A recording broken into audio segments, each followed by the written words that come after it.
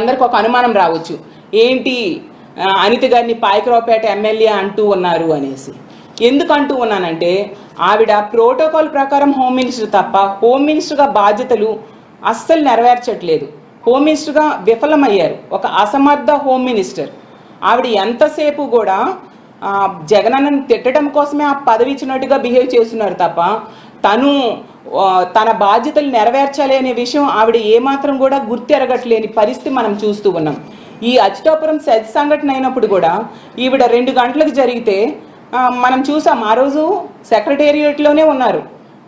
అప్పుడు చంద్రబాబు నాయుడు గారు ఉన్నారు, డీజీపీ గారు ఉన్నారు. మరి వెంటనే ఎందుకు స్పందించలేదు ఈవిడ? 4 గంటలకి జగనన్నను తిట్టడానికి ప్రెస్ మీట్ పెట్టారు. జగనన్నను ఎప్పుడైనా తిట్టుకోవచ్చు, మీ పని ఎప్పుడు జగనన్నను తిట్టడమే కదా. మరి ఆ ప్రెస్ మీట్లో ఈ సంఘటన కోసం స్పందించలేదు ఎందుకు అంటే నెగ్లిజెన్సీ. ఇలాంటి సమస్యల మీద మీకు ఇంపార్టెన్స్ లేదు, కానీ ఎంతసేపు జగనన్నని తిట్టడం మీదే మీ కాన్సన్ట్రేషన్ కనిపిస్తూ ఉంది. అలాగే తీసుకుంటే ముచ్చిమరి సంఘటన జరిగింది, 50 రోజులైంది, కనీసం పరామర్శకి వెళ్ళలేదు. ఒక చిన్నారి బాలికని హత్య చేసి బాడీ దొరకకుండా చేస్తే కనీసం 50 రోజులైనా పరామర్శకి వెళ్ళలేదు సరికదా. ఆ బాడీని ఈ రోజు కూడా వెతికి పట్టి ఇవ్వలేని చేతకాని హోమ్ మినిస్టర్ మీరు. అలాగే తీసుకుంటే మీ కాన్స్టిట్యున్సీలో, మీ పక్క కాన్స్టిట్యున్సీలో ఎంతోమంది ఆడపిల్లల మీద అత్యాచారాలు, హత్యలు, దాడులు జరిగాయి. మీరు కనీసం రెస్పాండ్ అయ్యారా? కనీసం వాళ్ళకి పరామర్శ చేశారా? వాళ్ళకి ఏమైనా కాంపన్సేషన్ ఇచ్చారా? ఆ రాంబల్లి సంఘటన తీసుకుంటే ఆ పాప మృతదేహం అక్కడ ఎన్టీఆర్ హాస్పిటల్లో ఉంటే దగ్గరలో సన్మానాలకు వెళ్ళారు తప్ప కుటుంబానికి పరామర్శ చేయలేదే, కనీసం కాంపన్సేషన్ ఇవ్వలేదే. ఇంత బాధ్యతారాహిత్యంగా వ్యవహరిస్తూ ఉన్న మిమ్మల్ని పాయకరావుపేట ఎమ్మెల్యే అనడమే సమంజసమని నేను భావిస్తూ ఉన్నాను. అలాగే తీసుకుంటే ఆ రోజు ప్రెస్ మీట్ పెట్టారు 4 గంటలకి, అందులో ఏమీ మాట్లాడలేదు. తరువాతైనా అధికారులను ఆదేశించి హొటాహొటిగా బయలుదేరాలి కదా ఈ అచ్యుతాపురం సెజ్ సంఘటన కోసం. అసలు ఏం జరిగింది, వాళ్ళని ఏ విధంగా ఆదుకోవాలని. కనీసం వందే భారత్లో 7 గంటలకు బయలుదేరినా 11:30కు చేరిపోతారు.